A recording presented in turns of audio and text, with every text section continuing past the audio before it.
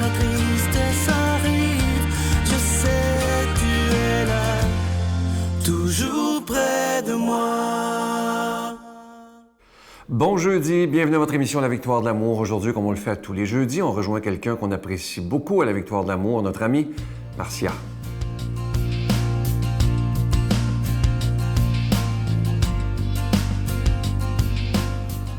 Bonjour tout le monde, bon jeudi. Si vous êtes comme moi, vous avez probablement beaucoup de discussions sur l'après-COVID, même si on n'est pas tout à fait dans l'après-COVID, mais on est dans l'après-confinement et on a vécu des choses à partir du mois de mars. Ça semble très loin le 13 mars, mais on le porte encore en nous, ça, on en porte encore les effets du confinement. Il y a eu des effets négatifs, on le sait, il y a eu des effets même dévastateurs, mais il y a eu aussi, puis je pense que vous êtes à même de le savoir avec les conversations que vous avez avec vos amis par les temps qui courent et avec votre famille, il y a eu des effets positifs. Et un des effets positifs, en tout cas en ce qui me concerne, et d'après ce que je peux voir des échanges que j'ai avec les gens que je côtoie, eh bien, l'effet positif a été ça a l'air un peu paradoxal hein, de dire que c'est positif de s'éloigner de certaines personnes, mais dans plusieurs cas, ça l'a été positif parce que on s'est comme rendu compte en étant obligé d'être confiné et de choisir les gens avec qui on avait des rapports à 2 mètres de distance, bien, on a été obligé de revoir toutes les personnes de nos vies, que ce soit des collègues, des cousins, des cousines, des voisins, des amis. On a été obligé de revisiter, de revoir, de réfléchir aux liens qui nous unissent. Et dans la plupart des cas, puis on n'ose comme pas trop le dire parce qu'on a peur peut-être de passer pour des mauvaises personnes, mais il y a plusieurs personnes, en tout cas moi c'est mon cas dans ma vie, pas des personnes très proches, il y a plusieurs personnes qui m'enlevaient de l'énergie parce que ces personnes-là se plaignaient ou trouvaient qu'elles étaient victimes de choses que moi, je trouvais que non. Et à un moment donné, au final et à l'usure, ces personnes-là en viennent à jouer, sans qu'elles le veuillent nécessairement, mais de façon assez subtile, sur notre mental. Alors, c'est pour ça que j'ai intitulé la chronique d'aujourd'hui « La distanciation mentale ». Donc, la distanciation sociale et physique qu'on a été obligé de vivre de par les mesures de santé publique nous ont comme obligés à vivre une distanciation physique. Alors, j'ai fait un petit dessin pour illustrer cela. C'est humoristique, bien entendu, mais c'est quand même fondé.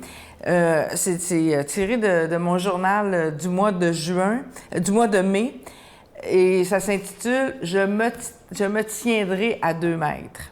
Je me tiendrai à 2 mètres des personnes négatives. Je me tiendrai dorénavant à 2 mètres des personnes qui veulent me FFC. FFC, ça veut dire, excusez l'anglicisme, mais c'est une invention de mon cru, FFC, faire filer cheap. Donc, je me tiendrai à 2 mètres de ces personnes. Je me tiendrai à 2 mètres des personnes qui se plaignent de tout. Je me tiendrai à 2 mètres des personnes mesquines et jalouses. Je me tiendrai à 2 mètres des personnes manipulatrices qui abusent et qui veulent profiter. Alors je vous invite à faire la liste des personnes de qui vous vous tiendrez dorénavant mentalement à 2 mètres. Notre Père qui es aux cieux, que ton nom soit sanctifié, que ton règne vienne, que ta volonté soit faite sur la terre comme au ciel. Donne-nous aujourd'hui notre pain de ce jour.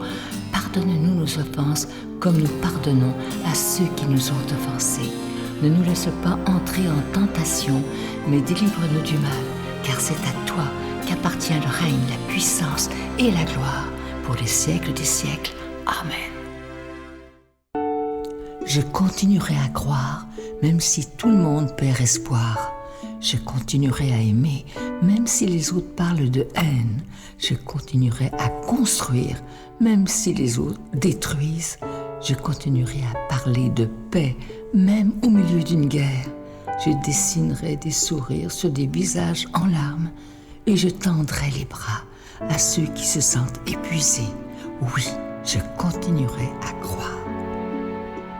Je suis tellement content de vous présenter ce beau cadeau du mois d'août, une belle exclusivité de la Victoire de l'amour. C'est un bracelet en bois d'olivier. Il est fait à la main, c'est pas fait en usine et il est orné d'une petite croix argentée en acier inoxydable et c'est déjà béni. Et je ne sais pas si vous savez ce que ça représente, le bois d'olivier depuis toujours. Alors ça représente entre autres 3 choses, la paix, le pardon et la réconciliation. Et lorsqu'on porte ce bracelet, c'est un peu pour dire aux autres et à soi-même qu'on veut être des artisans de paix. Alors, je vous rappelle que vous le recevrez avec un don de 25 $. Si vous en voulez 2 avec un don de 40 $, je vous donne l'adresse, la Victoire de l'amour, case postale 120, succursale Boucherville à Boucherville, le J4B 5E6, je vous la redonne, la Victoire de l'amour, case postale 120, succursale Boucherville à Boucherville, le J4B 5E6. Également par téléphone, par carte de crédit pour la période estivale du lundi au jeudi de 8h à 17h dans le 514-523-4433, 523-4433 ou sans frais le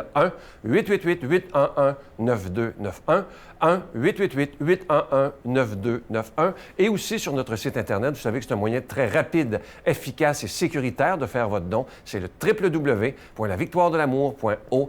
Alors, je vous rappelle ce magnifique cadeau du mois, une exclusivité de la Victoire de l'amour, un bracelet en bois d'olivier véritable qui est fait à la main, orné d'une croix argentée en acier inoxydable et ce bracelet, il est déjà béni. Faites-vous ce cadeau et donnez-le en cadeau aussi parce que je trouve ça, surtout avec la signification, comme je vous disais tantôt, paix, pardon et réconciliation. Je vous remercie de tout cœur de votre grande générosité. Merci.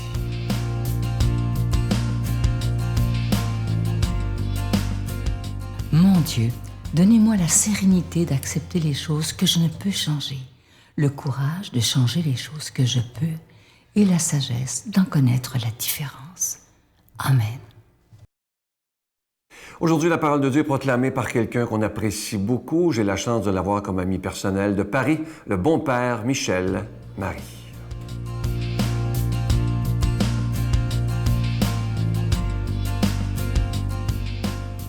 Bonjour à vous tous mes frères bien-aimés et belle fête de la Transfiguration.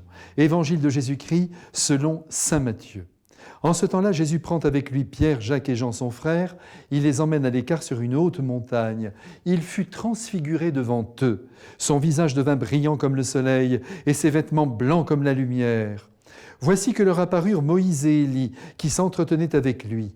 Pierre alors prit la parole et dit à Jésus « Seigneur, il est heureux que nous soyons ici. Si tu le veux, je vais dresser ici 3 tentes, une pour toi, une pour Moïse et une pour Élie. » Il parlait encore lorsqu'une nuée lumineuse les couvrit de son ombre, et de la nuée une voix disait « Celui-ci est mon Fils bien-aimé, en qui j'ai mis tout mon amour, écoutez-le. » Entendant cela, les disciples tombèrent la face contre terre et furent saisis d'une grande frayeur. Jésus s'approcha, les toucha et leur dit « Relevez-vous et n'ayez pas peur. » Levant les yeux, ils ne virent plus que lui, Jésus seul. En descendant de la montagne, Jésus leur donna cet ordre « Ne parlez de cette vision à personne avant que le Fils de l'homme soit ressuscité d'entre les morts. » Mes frères bien-aimés, c'est un bonheur, n'est-ce pas, que de partir en promenade ce matin avec le Christ et ses apôtres. Il est de bonne heure, le soleil n'est pas encore levé. Comme il est agréable, n'est-ce pas, de marcher dans cette campagne verdoyante en si bonne compagnie. Que vont-ils faire ce matin au sommet de cette montagne, au sommet du Mont Tabor? Et bien évidemment, ils vont prier, ils vont s'unir au Père Céleste et porter par le regard et le cœur les populations qui entourent cette petite montagne haute tout de même de 400 mètres. Arrivé à son sommet, le Christ a dû faire quelques pas devant ses apôtres avant de se retourner et de les éblouir de son visage devenu en un instant une torche de lumière. Le visage d'abord, puis les vêtements à leur tour s'illuminèrent. J'imagine Pierre, Jacques et Jean sidérés par ce prodige qui leur révélait par cette lumière d'une intensité extrême que leur maître, leur ami venait d'ailleurs. Certes, ils avaient déjà été les témoins de miracles prodigieux, ils avaient touché de leur esprit la densité de son enseignement, mais tout cela, au fond, n'en faisait qu'un grand sage et un thaumaturge de renom. Mais là, sur la montagne du Tabor, cette illumination inattendue les plongeait en plein monde surnaturel. Et comme si cela ne suffisait pas, car il fallait encore qu'ils comprennent que le Messie attendu par Israël depuis des siècles, c'était lui. Aussi le ciel n'a renoncé à aucun prodige et il a expédié en pleine terre pas moins que Moïse et Élie qui, une fois arrivés à destination, se sont mis à dialoguer avec le Christ en télescopant les temps. Ces deux-là ont dû sans doute révéler leur identité ou peut-être ont-ils choisi de se faire reconnaître par un procédé mystique qui nous échappe totalement. En tout cas, il n'y a aucun doute pour saint Matthieu qui nous rapporte les faits.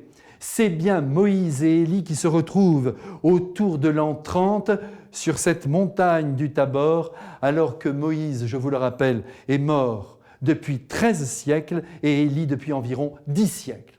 Je suis sûr qu'ils ont été heureux de sortir de la nuée, enfin un petit voyage, et de faire un tour sur la terre à la rencontre du Fils de Dieu, avec la volonté rivée à leurs deux cœurs de fortifier la jeune Église qui bientôt sera affrontée à la crucifixion de son Christ. Cette gloire entrevue servira leur courage à l'heure où le drame battra son plein.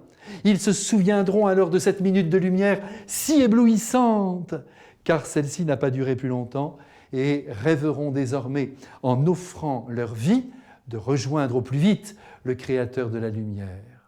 Pierre, ébloui par la gloire tamisée qui l'aveugle, propose de sa foi encore adolescente, mais tellement touchante de retenir pour le repas du soir nos trois invités célestes. Jésus, toujours délicat, ne lui répond pas. Le Père éternel, qui fait alors entendre sa voix au cas où la violence de la lumière et la présence des deux prophètes laisseraient penser aux trois apôtres qu'ils ont été victimes d'une hallucination collective. La voix maintenant résonne très fort. « C'est mon Fils, faites-lui confiance, écoutez-le !» Si bien que les apôtres, d'à genoux qu'ils étaient, vont tomber la face contre terre. Jésus, tout de suite, vient à leur secours et de sa main, n'oubliez pas qu'il est incarné, le Dieu que nous aimons, les relève comme un papa relève son enfant qui vient de tomber. Il faut à présent que je m'arrête. Il paraîtrait, c'est du moins ce que les rabbis enseignaient, je vous le dis bien volontiers, que le mont Tabor, lors du déluge, n'avait pas été submergé. Si cela est vrai, c'était en vue de la transfiguration du Christ homme en Christ Dieu. Qu'il nous bénisse à présent avec le Père et le Saint-Esprit. Amen. Je vous salue Marie, pleine de grâce. Le Seigneur est avec vous. Vous êtes bénie entre toutes les femmes, et Jésus, le fruit de vos entrailles, est béni.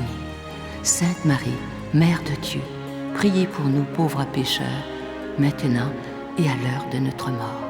Amen.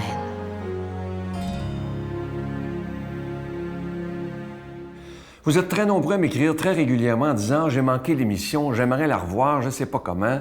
Je veux juste vous dire que sur notre site Internet, vous le voyez là, le www.lavictoiredelamour.org, vous pouvez revoir toutes les émissions. Elles sont tous là, autant de la semaine que de la fin de semaine. Sont là depuis des années. Alors, si vous voulez revoir telle ou telle émission de telle date, vous allez la trouver, il n'y a aucun problème. Et vous pouvez passer des heures et des heures. Il y en a pour je ne sais pas combien d'heures. Mais c'est depuis beaucoup d'années. Alors, allez voir sur notre site Internet et vous pouvez revoir toutes les émissions à l'heure qui vous convient et c'est gratuit. Bye! Alors là, ils m'ont dit, il faut rester dans la maison parce que t'es vieille. Hey, c'est effrayant de me dire ça. Tu m'entends? Je suis vieille. Je savais pas que j'étais vieille, mais là, je l'ai constaté que j'étais vieille. Puis je pouvais plus sortir, tu m'entends? Alors là, ils ont dit, ben là, il faut faire attention parce que si vous sortez, là, vous allez l'attraper et vous allez la donner aux sœurs. Je changerai le monde.